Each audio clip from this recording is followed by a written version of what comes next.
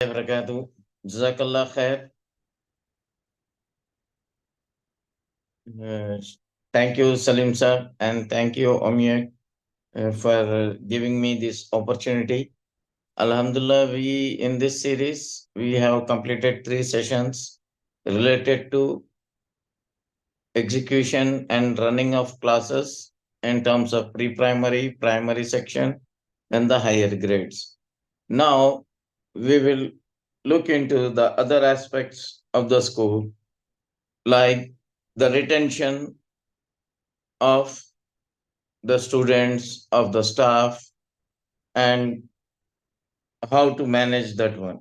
Now, basically, we have in the school three stakeholders: the parents, the staff, and the management or the administrative staff, as well as non teaching staff, we can say. Now, retention means what? Retention means the people who were there last year with you will be there this year also. This might be the working members or the students via which the parents. We will not say students, we will say the parents because they are the one who are going to choose whether want to continue or want to exit.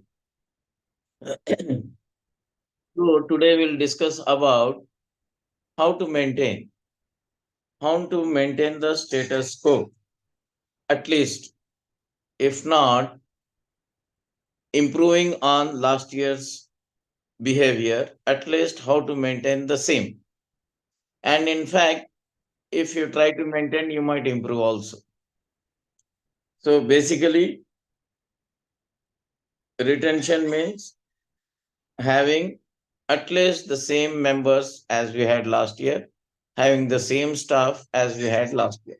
Why we want to retain them? This is also a good question wherein to start the program. We want to retain because we had good staff members.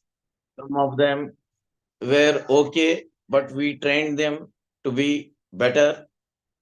And overall, we have made them understand the procedures and the purpose of our school last year, because of which we could perform in a better way.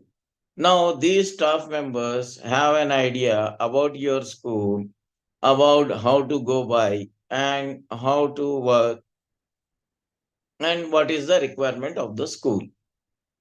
Now, if you lose these members, the members who will come new, again, you will have to redo the same thing. It is not that you might not find a better than this teacher, or it is not that the school will stop if these staff members exit. No, that is not the point. The point is that we have worked hard all the year in terms of training them, in terms of making them understand what the school is and what are the ethics, working ethics here, and many more things along the year. So we don't want to reinvent the wheel.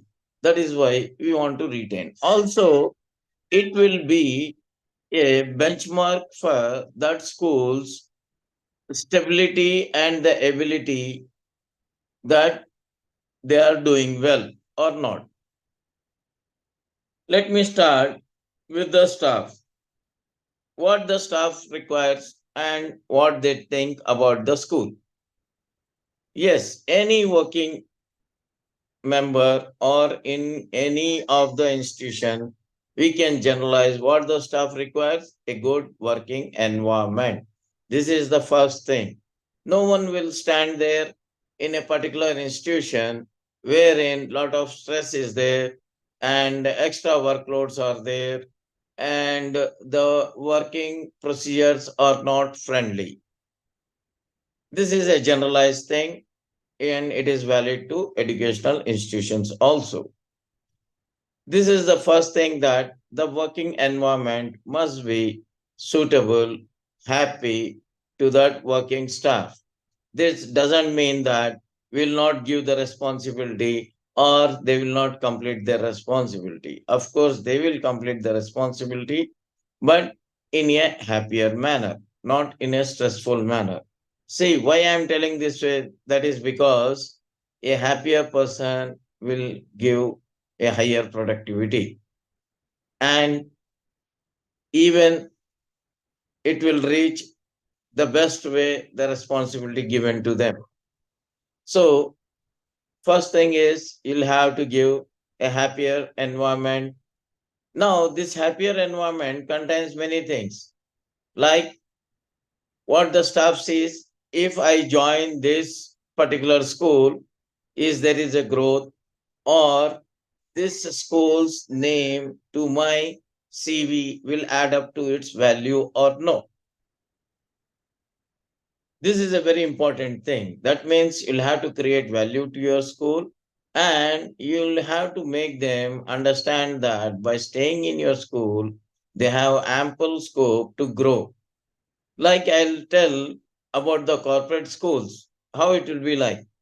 Corporate schools, they already have systems defined, everything is set, what the morning first hour needs to. Of course, every school is having set, but the thing is, this is being replicated year by year, month by month, whatever the staff is, whatever the school branch is, whether it is in Hyderabad, whether it is in Bangalore, Chennai, anywhere it is, it will remain the same.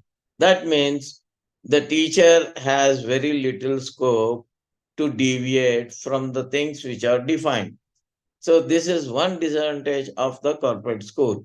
But whereas a non corporate school gives ample scope to grow, and any teacher who want to grow, who want to perform, who want to show off, has lot of scope, and there is a chance to show themselves in a speedy way also. It is not that they need not wait for 3 years, 4 years to show their full potential. They can show it in the first year itself, and that will be valued and encouraged in a non corporate school. But maybe in corporate school also there might be, but that will have a lot of hierarchical hurdles wherein you might drop after reaching a one or two levels or whatever it is. But in a non-corporate school, this is not there. Whatever you perform, whatever you do, that is being displayed and reached directly to the highest because they are in contact with you immediately. Apart from scope of growth, what the staff will say is, okay, my performance with my abilities and potentials I will do. Will there be facility of training for me, of getting more and more knowledge and the latest happenings in the educational field, or no? So this is also a factor wherein the staff look into and continue in your school. So if you are having an in-house as well as outside trainings for your staff, that will be a happier part for them. Like you can hire some professionals, or you can allow them to attend the trainings and perform there, as well as you'll have a regular training setups scheduled year long in your school. This will help them to be with the latest technologies, for it be like suddenly introduction of NEP 2020 or any other latest things happening in the school. Like before it was teacher centric, now it is student centric. And what is the understanding of that one? There are new methods of called flip class and many more things which people now have termed these things of performing. Before also teacher used to perform, but they did not have any particular terms. So this kind of training and improvement and facility is there or no? That's also important for a staff to remain in that school. Apart from that, like we listen to the parents, we listen to the parents problems, we need to also listen to the staff problems and their requirement. Sometimes might be related to the educational institute, and sometimes it might be personal things also. Of course, it's your responsibility to take care of your staff by all means. Maybe in the educational institution, uh, you can give them responsibility and take care in that way, but in a personal, you can be not very deep, maybe to some extent, particularly sometimes when emergency of financial issues arises. These are also things which will help them to remain in that same school. Apart from that, many schools, what they do, a big mistake is they will, if any problem arises, they will bring directly the staff member and put right in front of the parent and allow them to behave as they wish, which is a very, very wrong procedure. My staff people, when I asked them what is best in our school, the first thing they said that we are being filtered from the parent. Of course, I don't say that your staff is very perfect. They don't do mistakes, sometimes knowingly or unknowingly, but that doesn't mean that you will put them in front of parents and to speak to them as they wish and you will be a mute spectator. That's very wrong. And it is against the ethics of any principle of any institution. See, you have had the staff with what kind of responsibility you know very well. But the parent who comes, maybe he has any knowledge or he might not have any knowledge. He might be uneducated from the street or might be educated but some very rough and tough, angry person who is only concerned about himself and who only talks about himself. In that, he might sacrifice or he might scold your staff in a wrong way. See, I'll tell you something. These staff members, they do incredible work, wonderful work. It is not like that other institutions wherein, for example, if a furniture institution is there, where you'll make some chair and you'll get that compensation and the matter is closed. No. In our institution, these staff members, they built a child's character apart from their academics in every aspect. For this, it is not an easy job. Just a parent or a mother of 3, 4 children will feel headache. अरे ये बच्चों से तो मैं परेशान हो गई. We imagine the status of your staff, which is having a 30 to 40 members in the class. And apart from this, you'll have a n number of type of children in the class. Some might be stubborn, some might have the potential, but they are arrogant. Some might not listen to the teacher. Every kind of child will be there in the class. But these teachers, they give a motherly treatment to these children, making them feel that yes, this is for me and I will have to perform to make my teacher happy. And it is not a easy job. So that is why many times I say to my staff, what you are doing is you are building a person's personality which will help him for the lifetime. That is one of the reasons that many of our grown-ups, or I can say 100%, even me and you, everybody, remember your teachers more than anyone else in your life. Maybe you have gone to college, you have gone to PhD and everywhere, but you will never forget your teachers. That is because they have treated you with love and affection and they have helped you to build your character, and sometimes that it has become a turning point in your life. So you will never forget that. Like once we have seen our own president when he went to Oman, I think Shankar Dayal Sharma, when he went to Oman, the king of Oman, he became the driver for his car. and he has driven him to his palace. That is the respect the teacher owns. That is why I say, whatever we make the payment, it is nothing. It is just a nominal one. The real payment comes from the child's own life history. Whenever he remembers, whenever he feels good for the teacher, whenever he makes dua for that, that never can be compensated. If building a child's character, you can never compensate for that. So we'll have to respect the teachers in the same way. But many parents don't feel that.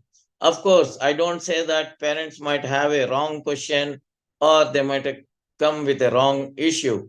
No problem. If they came for that, you just handle them, speak to them, you acknowledge them, and many times instead of orally, you just take a paper, pen, or a book and note down that one. Tell them that yes, this issue I'll see to that it will be resolved or it will not happen again. So that will make a satisfied for this parent to a greater extent. Then you speak to the teacher, what is the situation, why it has happened, and you make sure that the teacher will not repeat such kind of mistake wherein that parent comes to the school. I'll tell you one more thing what we does in our school. I don't say that you don't beat children, because in one of the management classes, a very popular person, I don't remember his name, all over India they make the classes. His first thing what he said that if you don't beat the child, then we'll have to close the school. That doesn't mean that we will beat like an enemy. That is what I tell the teachers. If sometimes may, because the problem is you cannot gauge every student by the same yardstick. Some children, if you shout at them, they will listen. Some children, if you look at them seriously, that is enough. And other child requires one small beating or tap at his back or the side to make him understand that you have crossed the level. So I tell my staff that if any time such things is required, you beat in such a way that it must make the child realize that I have crossed the limit. That's all. Not that he will get physically abused or physically some scars are coming and whatever it is. That is not the purpose of the teacher, or that is not the reason why parents are sending the children to school. So teachers also must understand this. So if any situation such arises by any mistake, some mistake happens, you'll have to acknowledge the parent and not bring the staff right in front of them. You'll have to note them and later on resolve it in an amicable way. See, all this happens in a good way in your institution when you have the clarity of your purpose, of your requirement by hiring that staff. You will have to be clear. For example, if you are hiring a computer teacher, you don't expect them to be a PT teacher in the same way. So you'll have to be clear with them what is expected from them. If sometimes you want to have a teacher wherein she knows a local language as well as an Hindi language, you are expecting her to perform with dual language, then you be clear with them. Apart from that, you also be clear with the purpose and the vision mission your school is has started. So this will help the teacher to perform according to the expectation. If you are not clear with them and later on you start blaming them, you did not do that, you did not do this, that is wrong, because first of all you did not make clear that I am expecting you to do this. You have to be clear with them. This will help them to perform the way we wanted. Otherwise, there will be differences and issues. In that way, you may lose a good performing teacher also. So, this is a very important thing that you'll have to be clear with why you are hiring and what responsibility you are giving to that particular staff member. Like you might have your school's a longer vision and the mission, several missions to complete that vision. So you'll have to be clear with all the things. For example, in our school, we have academics as well as Islamic studies. But in academics, we try to introduce in a Islamic way. For example, there is some non-Islamic thing coming in the lesson, then we will skip it. So you'll have to be clear. If you are not clear, the teacher might teach that birthdays or whatever it is, or even she might enjoy the birthday in the class and the rest of the class. Then the parents coming up telling that, "Arey, ye to Islamic school tha. Why then birthdays are being celebrated in the school?" So if you're not clear with her, then unknowingly such mistakes will happen. Later on, you cannot blame such stuff. So these are the things wherein you give the teacher with lot of support, like we can say feel at home. That doesn't mean teacher will be careless on the responsibility and have the liberty in a wrong way. So that part also you must be clear. See, these are the responsibilities given to you, and if until you are performing on all these responsibilities, you will not be questioned. So this part has to be very clear. Now for the teacher, how they can perform, I just want to say one thing, that is the every staff member, not only teachers, every staff members, whether it is administrative, non-administrative, even the principal, owner, everybody must be aware of their strengths and weaknesses. Like, for example, some person is good in communication and argument, then he knows that his strength is good in communication and argument. And contrary, some teachers or staff members or even the owners might be a silent type of a person. So such persons must not get into arguments because they know that they are a silent type of person and they can never win the argument. So the teachers, when they are dealing with the parents particularly, they must never do these things. If they are aware of their own strengths and weaknesses, then they can have an happy life. Another very important thing is how to deal with the staff members. Many teachers, they come across with some petty issues or maybe some ego issues or serious issues. It's the management's responsibility to resolve it and filter them, keep them apart in that particular issue, not on the working as a whole. Working as a whole, you have to make them understand that you have to work together. There is no other choice. Also, a good performing teacher, because she did not like the in charge for some odd reason, must not quit immediately.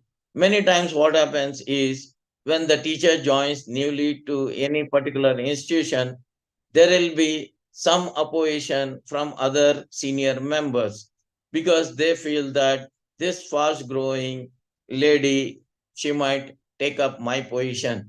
No problem. I'll tell you something. For these in charges, principals, and others, like what Jack Ma had said.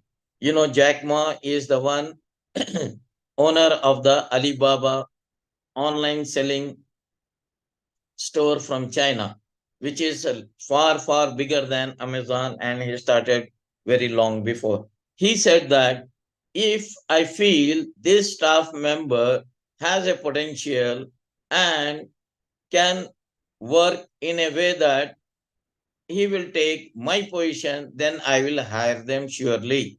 Because that potential and growth will replicate in your school.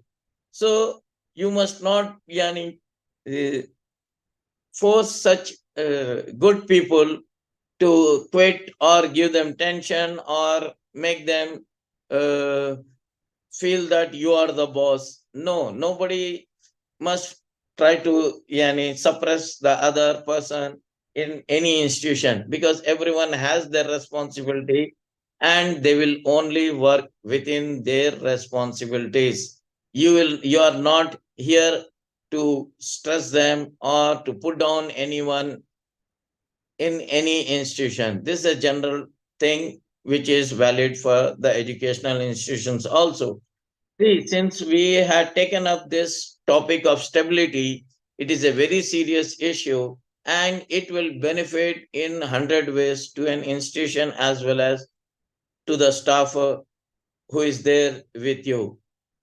Today we have spoken only about this. In our next issue, we'll talk about the administrative persons and the parents. I think we are already closing the time now. So, if anybody is having any questions, you can ask in this. You can raise your hand and ask the questions or type it.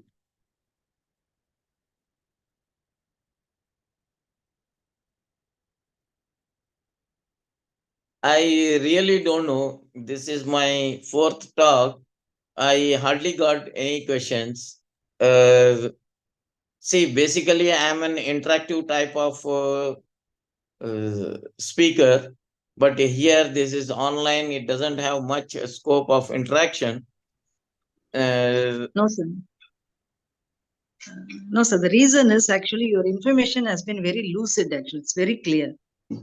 So, That what all the actually the stability of a school today, I really felt this is the most essential thing which I should discuss with everyone, because the growth of a teacher and everything. Since it was very lucid, probably as an individual, like on my own, I don't have much doubts to be clarified. It was very clear. Thank you, madam. That's very nice to know. Madam is the principal of a Safa Matriculation School, and many principals are here, sir. They are benefited by your talk. They will be very happy to note down your important points. You told a happier person gives more productivity. So Yes. we have to make the teachers happier. Then more productivity will come. More strain, more stress, more worries. Then the productivity will be less. Very important point you have shared. And also you told that ensure ample scope to teachers to grow. So madam also has picked up that point. We must tell them that you have the scope to grow, not remaining same class teacher for third standard for 5 years, 6 years. So they have the scope to grow and move to next positions. So very important points you have shared, sir. And you also told that no schools have become student centric. Previously, it were teacher centric. If a conflict is there between a teacher and a student, nowadays the teacher will be removed and the student will be retained. Previously, it was not there the case. So they will come in support of the teachers. So it has now become student centric. So we must see to it that we are behaved properly. So many important points you have shared. We are also having Arshad Madani Saab waiting for us.